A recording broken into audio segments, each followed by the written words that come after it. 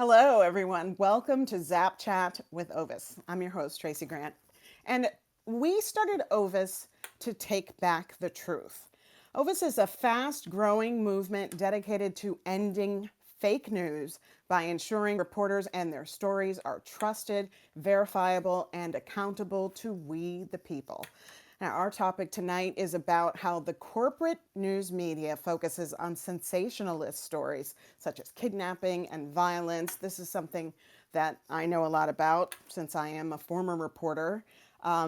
Kidnapping, violence, a lot of stories like that tend to come up in the news a lot, but there's so much that the corporate media doesn't really talk about, and that's why we started Ovis. We are dedicated to revealing the truth on subjects that the corporate media can't or just won't talk about.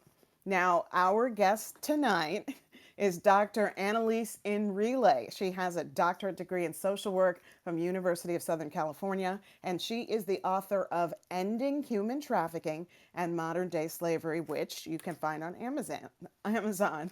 Sorry about that. Dr. in Relay, hello, how are you? Thank you Hi, for good. joining Thanks for us. having me. Thank you so much for coming on here and talking to us about this. This is important subject matter, I believe, that doesn't really get the coverage that it deserves, right? Absolutely. And I think it's a great day to be talking about it, given that the Super Bowl is going on right now. And we see really high rates of human trafficking around big sporting events like that. Really? I wasn't aware of that. Oh, yeah. Last year's Super Bowl, they clocked over 10,000 girls and women that were exploited during that event. And because of COVID, they're estimating a 40% increase in Tampa. Yeah, I know. In fact, they just wrapped up a sting. So Tampa, they were getting prepared. Law enforcement, multi-agency preparation, law enforcement, federal, local, and state, and they arrested over 70 people. In this sting, they did two undercover stings. One of female detectives, pretending to be prostitutes, and then also online advertisements, as a lure. And they arrested over 70 people. It was a month-long sting right before the Super Bowl. So they just wrapped it up last week. Now, okay, so let's try to get to the bottom of this. Why would a big event or, in Tampa anywhere, why does human trafficking go hand in hand with something like that? I think that, when you have these big events, and particularly, and not just sporting events, but, corporate conferences, any other types of huge events that you could think of, there also is an element of sex. So, the strip clubs, the massage parlors, all of those types of things that we think of as, legitimate businesses, then make it so that, you could have the trafficking that goes on underneath all of that. Well, I mean, for people who aren't familiar with the definitions, really, what is the difference between human trafficking and prostitution? Or is there a difference? Yeah, so there has to be some level of coercion involved. If we're talking about human trafficking, force, fraud, and coercion is, kind of our official definition. Here in the United States, we're really lucky because we have legislation that says as long as a child is under the age of 18, it's considered human trafficking. So even if, they're saying that I'm doing it because I want to, or I'm doing it because, whatever reason, it's still considered human trafficking. And that was very hard fought legislation here in the US. And, I'd love to see that kind of legislation other places in the world. Absolutely. Well, I mean, it feels like the corporate media doesn't do a lot of stories on human trafficking. And usually when they do, they focus on women, usually. But that's not necessarily the case. I mean, this is something that goes across both genders. Yeah, absolutely. And we're seeing growing rates of human trafficking, especially amongst trans youth, and also boys. And if you factor labor trafficking into that, a lot of times also corporate media, they just want to talk about sex trafficking. Mm. Um, but if you factor labor trafficking into that, there's definitely a huge population of men that are modern day slaves around the world, and here in the United States as well. And you bring up an interesting point. When we talk about trafficking, I mean, we've seen movies and things that involve trafficking. Almost always, we're talking about young girls, Mhm. and as you just said, uh, men can be trafficked, and it doesn't have to be sexual in terms. They can be used for labor. Yeah, absolutely. I mean, in fact, I'm coming at you from California, and we're seeing the numbers rise in California because of the pandemic. Some estimates by nonprofit organizations say as high as 185%. And a lot of that is in labor trafficking. So, particularly domestic labor and agricultural labor. So, there's a pandemic, there's even less checks and balances than there are before.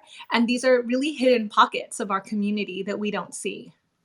I'm so glad you brought that up because that's what I've been wondering about. Why is it that the numbers, I mean, the numbers that we know of, appear to have skyrocketed during the pandemic? What is it that's making this happen? So the first and foremost, I think it's the social isolation. Actually, both for labor trafficking and for sex trafficking. I mean, with labor trafficking, it really is a situation where we're not seeing into people's homes, right? So you're not seeing domestic workers that are kept there, against their will, or you're not seeing, just like we were talking about sex trafficking. There's really fine lines, right, between labor exploitation and modern day slavery. We're seeing, folks that may be having their, papers or lack of documentation held over their heads, and still being forced to work in unsafe labor conditions. And I think, in terms of sex trafficking, we're seeing more and more of an explosion in cyber trafficking. So the use of the internet, which unfortunately means that we're getting a lot more younger girls that are getting exploited and that are vulnerable to that. Okay, so when you say the internet, are you saying that that is the way that people are reaching out and luring in these girls, or are they being trafficked actually through technology? Both, both. So I think that the internet is a great way for them to, for traffickers and other perpetrators to kind of get into these girls' lives. And, we're seeing, everything from Craigslist, right, to other types of, dating types of apps, and even apps like OnlyFans, where, we're seeing a lot of, underage girls that are saying they're older, et cetera, or they're just, we just have this huge lag, because of how fast technology works. Yeah, I'm glad you brought up OnlyFans because I mean that's an example of I mean we think once you think you understand all the different outlets and different ways that people are communicating and can exploit it in terms of trafficking and other types of crimes, then something else pops up. That's right. That's right. OnlyFans is still relatively new for a lot Yeah, of people, but it doesn't take long for people to figure out how to use it in a very absolutely. negative way. Yeah, absolutely. I agree with you. And so I think it's imperative, especially because, we have so many children that are in their homes. And even if parents are also at home with their kids, we're not looking at everything that they do. And there's so many ways, I have a child was telling me, oh, I really like to play Roblox. And I was looking at the game just because so many kids have been telling me that. And I noticed that there's like an ongoing chat that you can't turn off. And so that ongoing chat, if that child isn't prepared to, question a stranger online, is an open vulnerability point. Yeah, Oh, that's really sad. Well, yeah. let's go through some of these things that people automatically believe about human trafficking. Now, is it true that most victims of human trafficking are kidnapped by a stranger. It's not true, especially in the United States. In the United States, actually, the unfortunate, I mean, this is the saddest thing to me, but the biggest allure is love. And so a lot of these young girls, especially, we think that the estimate of, girls that are getting commercially sexually exploited is around the age of 14. And it's, because they think that they love their pimp or their trafficker. And feel like it's part of that relationship. On baby, just turn a trick for me once, and they find themselves kind of in this cycle. Wow. Yeah. So, Well, so I'm so glad, Tracy, you asked me this story about, like, girls that are just getting snatched off the street. I mean, it might happen, but it does not happen, to the extent that the media wants, people to believe that this is the main way that girls get trafficked, especially here in the United States. I mean, honestly, I have to admit, when I think of human trafficking, I think of movies like Taken and Yeah. things like that. But it doesn't have to be something as dramatic as, being kidnapped by a stranger and thrown into, a ship that takes you off to another country. I mean, this is all happening right here. Yeah, and I mean, not to say that it never happens that way, but again, primarily, how it happens are, here in the U.S., that also really vulnerable kids are, taken advantage of. We have a really high rate of girls of color. It's the fastest growing rate of, girls who are victimized by trafficking.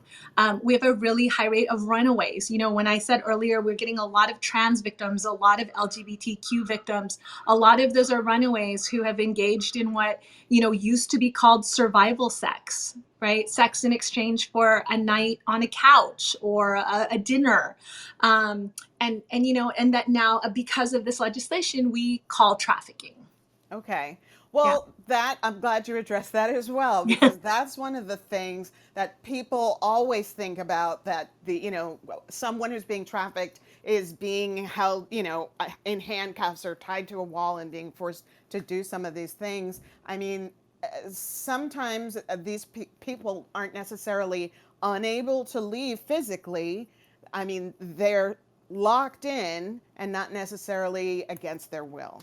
Absolutely. Look, anyone who's ever been hungry, anyone who's ever been abused and thrown out and had no one, anyone who really feels like, like they have no confidence, no self-esteem, no papers, right? Any combination of these things, it is coercion. Like, for a long time, we never looked at something like poverty as coercion. But in many cases of trafficking globally now, that's the biggest factor. If you think about what would make you take the chance to leave your home for not knowing, what's out there, the chance to feed your family, the chance to, give something back to them when you were not earning anything at home. I've heard from so many labor trafficking victims, like, I was only getting paid $1, but it was $1 more than I was getting paid where I came from. And so I think that we got to redefine how we think of, as those, bonds. Yeah. Well, I mean, you have to wonder, talking to you right now, I mean, my mind is blown about some of this. I have to question why the media doesn't necessarily want to talk about this, or why don't we hear more about it? Do you have any theories? So in terms of sex trafficking, I think my biggest theory is that, the media, corporate America, et cetera, and sex, they run hand in hand. And so, when we live in these structures where everything's for sale, that will include, women and children's bodies as well. So I think that there is a hesitation to go there, because, we can't keep talking about children. And the minute you start talking about adults, then this whole issue of choice comes in. Yeah. Yeah.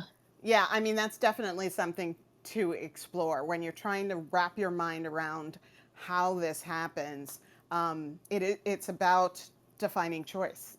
Yeah. Yeah. Well, we have someone here who will join us. It's our fact checker, Karam Anal. Great. Karam, how you doing?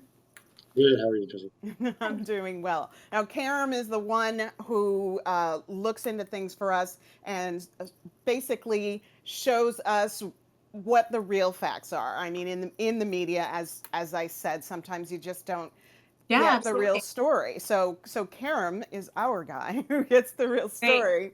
So Karam, you wanted to say something? You had a question? I just have a question. So, from the research I have done and from the reports I read, there wasn't any correlation that they were able to find between Super Bowls and large sporting events and sex trafficking. I want to ask you about that. If you had like another source or what you can say about that. Yeah, there is. Hold on, let me really quick. This is the great thing about technology. There's an organization that's actually based in the UK that does a lot of the research on big events, and they primarily look at sports and corporate events.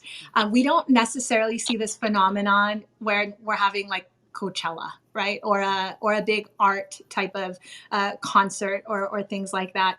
And I don't know if a lot of it is now we're seeing the law enforcement numbers as they match. So I think that Tampa is a really good example because they did this. I think it was called Operation Interception right before the Super Bowl occurred, and so they're we're trying to create these kinds of correlations that didn't exist before. And I think prior to that, it was because, you know, um, yeah, we nobody wants to make those connections, and now there's becoming more and more of an awareness of, well, this might be happening. Okay. Yeah, I'm gonna look for that organization for you. Okay. Well, while you're doing that, I Yeah. mean, I wanted to ask, from what I understand, the opioid crisis also plays a role, is playing a role right now in the whole human trafficking situation in the country. Yeah, I am not, um, here in California, my experience has been where there's been a shift with gangs moving from drug trafficking, particularly at the borders, to human trafficking. But this increase I've heard from my colleagues, like within, especially like Middle America and the East Coast. I think in the border states, what my lived experience has been is actually a shift with gangs that are trafficking. Yeah, with gangs that are engaging in sex trafficking. Oh, okay. That's interesting. I mean, I admit I never really thought about that before that, in terms of this will probably seem like a myth as well, but you think about gangs and you think about drugs and things like that. You don't necessarily think about the fact that this could be part of the MO as well, that they're actually bringing females and males into this type of a situation. Yeah, a lot of, particularly in San Diego, we've heard that there's a shift because at a certain point, especially when trafficking was under the radar, it was almost easier to traffic girls than it was to traffic drugs because they weren't, and again, this is the, case studies that I've read where they weren't stopped as much on the border because there's nothing, really suspicious about having another person in the car. Mm-hmm. Yeah. Wow, that's fascinating. Yeah. That absolutely makes sense. That you wouldn't necessarily pull over a car because there's another person sitting there, but Yeah. yeah, so they get away with a lot more than you would think. Yeah. The organization is called It's a Penalty. Thank Yeah. you. Okay, so what is the solution? What do you think that the media could do, and even what the public could do to try to raise more awareness for this? Um, I think that the biggest awareness point is uh, very similar to what you were saying earlier, which is we can't keep waiting for these and expecting these, very sensationalistic types of stories, that this is happening right in front of our eyes, both in labor and sex trafficking. And we have to start being able to notice what's out of place, and also to be courageous enough to report it. Right. So there's a national trafficking hotline. And you could use it, even if you just suspect that something is happening. And you can also, like I said, just pay attention to like what doesn't fit. So like girls that are walking on the street when it's really cold, that are wearing like tank tops and shorts, and that or that young girl that's checking into a hotel, when you're checking in, that looks like has no luggage with her, is with probably a man that where they don't look like there's any like familial or type of relational kind of relationship. My favorite story is of a woman that was labor trafficked. She's a Filipino woman that was labor trafficked, domestic worker, and a 5-year-old girl who was at home that had chicken pox noticed. This woman never leaves her house. She was like in an adjoining condo, and they were out in the balcony at the same time. And she said, "Hi, this is my name." And the woman said, I'm not allowed to talk to you. And that little girl said to her mom, I met someone. She said she's not allowed to talk to me. Like, people are allowed to talk, right, mom? And her mom believed her.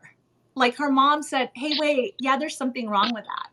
And so if we can, listen to each other and operate on, that gut instinct that we have when we know something doesn't fit, I think that would help so much in this fight.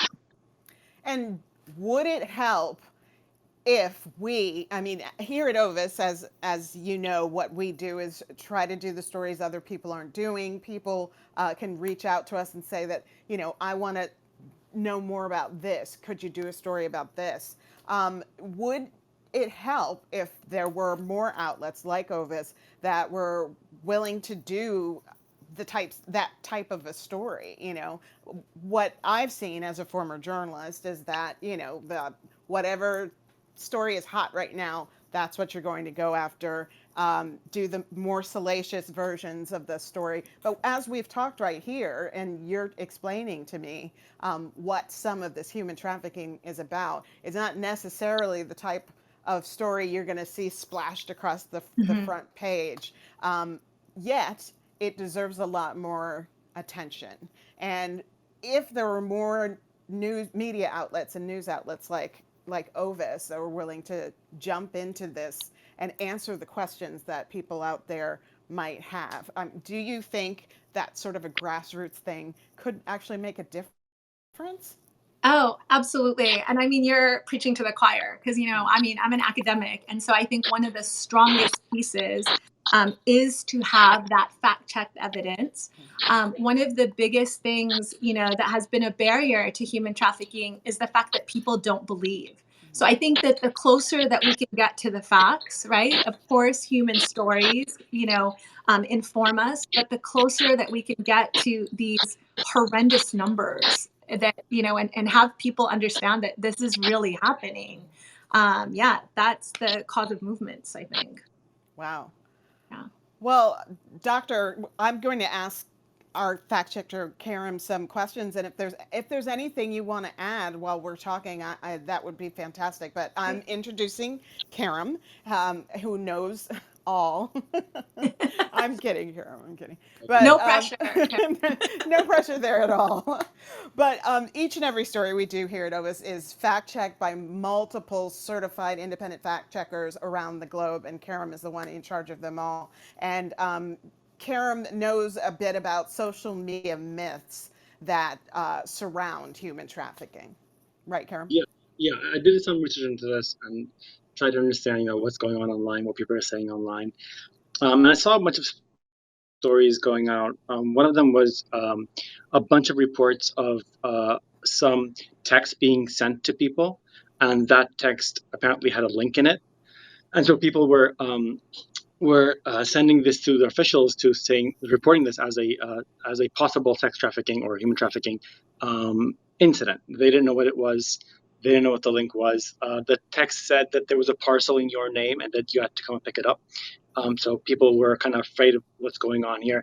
And I think this was at the time where we had this Wayfair scandal, where the whole social media broke, and where they thought that children were being sent in parcels in Wayfair furniture because the names of the furniture were correlated somehow with missing children, and that was a huge issue a couple of months ago. So that was at the same time of that. So there are a bunch of these kind of misinformation that kind of make this into not a joke, but an issue that isn't real, but it's a really big issue that we have to talk about. And these misinformation don't help us to do that. We talk about the misinformation and we don't talk about the real issue here. And I think that's a huge deal that Ovis as a platform can help, and other media organizations can help as well. Is there anything I mean, what is this Wayfair thing? I mean, what people have been talking about this. Is there anything you can explain about that? I mean, I have been asked so many questions about that, and it's completely unjustified. It sounds, like this such a strange conspiracy theory. It was that Wayfair and also Domino's. Right. And I just, yeah. And again, like you said, I mean, I don't want to laugh about it, but I mean, some of it is so outlandish that, yeah. Yeah, there was a lot of talk during this election cycle about pizza parlors and Q and all of that stuff. And yeah, I remember someone actually saying to me, "I don't get this. Why do people keep bringing this up? Is there something that I'm missing?" And I just said, you can't always necessarily believe what you read online. So I'm sure you echo that same sentiment. Yeah. Yeah, definitely. Now, what about masks and human trafficking? Karam, you know a little bit about this, and Doctor, if you'd just like to, say a little bit, how are masks playing a role right now? I think that was also a social media myth. It wasn't real. So the conspiracy was that masks, COVID masks, were put on children, were made it easier to exploit these children, which it wasn't backed by anything. It was just an anti-COVID, probably anti-mask movement that was happening online. And again, that took the whole. That's what people focused on at the time, and they didn't look at the real issue. It was forgotten. It was left alone, and so was the issue. And that's what we have to get down to. We have to look at the real issue at hand. And actually, I have a question. Can you just tell our viewers some reliable sources that you think people can look at online for these kind of information? I have a couple, but maybe hearing it from you will be better. Yeah, definitely. I think Polaris is a great organization. They are actually also in charge of the human trafficking hotline and have housed a lot of information. Here in Los Angeles, the Coalition to Abolish Slavery and Trafficking, CAST, is a great clearinghouse of information. And then also, I want to tell folks out there, especially around labor trafficking, to look to there's a bunch of different ethnic specific labor centers, like here in LA, the Filipino Worker Center, the Korean Garment Workers, and there's just a great source to help you know your rights. Okay. Just a couple more questions. And when I was looking at some articles about trafficking earlier, I was kind of surprised because you hear about it and people always seem to think about it in terms of trafficking and people of color or immigrants. But I mean, this is still a huge problem among white males and females as well. Mm-hmm. Yeah, and I mean, even globally, if we look at kind of global color and sex trafficking, we certainly still have a huge influx of Eastern European girls and women when we talk about sex trafficking. And just like there's hierarchies everywhere, there's a premium price for a white girl that's trafficked. And Yeah, I mean, it sucks. And I don't mean to be, again, salacious about it, but that's, true. And but yeah, it can affect everyone, and even though we look at the kids that are the most vulnerable, this can happen to, a middle class, two parent home kid just as easily as it can, right, to these most vulnerable populations. Okay. Well, okay, thank you so much. It's been great talking to you. I mean, I hope that people watching have been able to get some information that they may have never heard before, information that doesn't always appear when you're watching the news at night or reading the newspaper. Do you have any closing sentiments that you'd like to share? Is there something, one message that you always would like to get across to people? I think the biggest message is that we have to start working on how we identify, possible victims, and we have to be brave enough to follow through with that gut feeling, and know that there's support there, if we can do that. Yeah, it's sort of a, if you see something, say something Yeah. type of thing. I mean, sometimes you're in a situation, in a store or somewhere, and you see there's something that just doesn't seem quite right about the relationship of two people, whether it's a child or an adult, or there's just something there that makes you say, I don't understand. There's something going on. Like, what do you do in that situation as somebody who's just watching this play out? There's a lot of, I think, different things that you could do. Like I said, there's a human trafficking hotline, that I could send to you all too for in your resources. But also, um, yeah, I say just make the call. I certainly don't encourage people to intervene, and put themselves in vulnerable positions. But that hotline is there for a reason, and also, um, maybe many local cities also have different trafficking hotlines, that are responsive and that coordinate with all these different agencies like child welfare, that can help save these kids, because that's really what we're trying to do. Mm-hmm.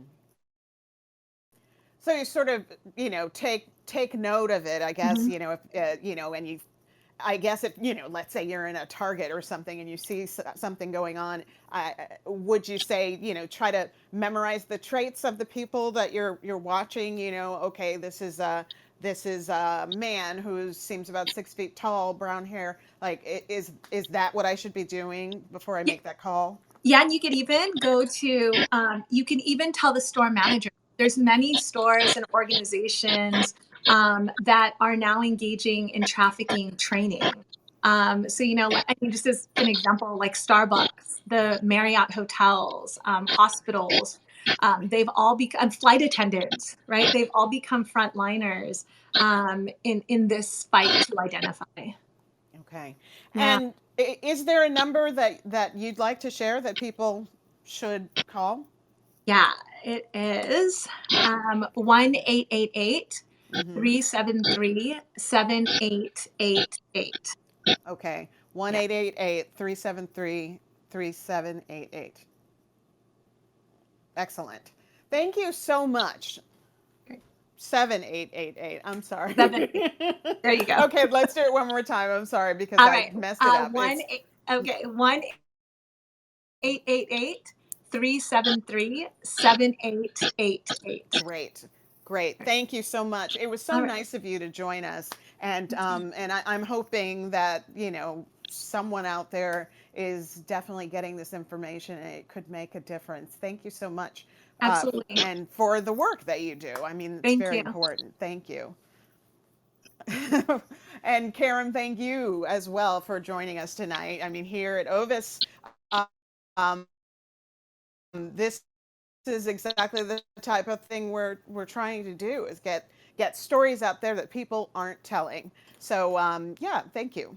We'll be back on Sunday. I will anyway, not Karen, but the rest of us will be here and tackling the types of subjects that people really want to know about, without the spin that corporate media often gives it. So good night. Good night.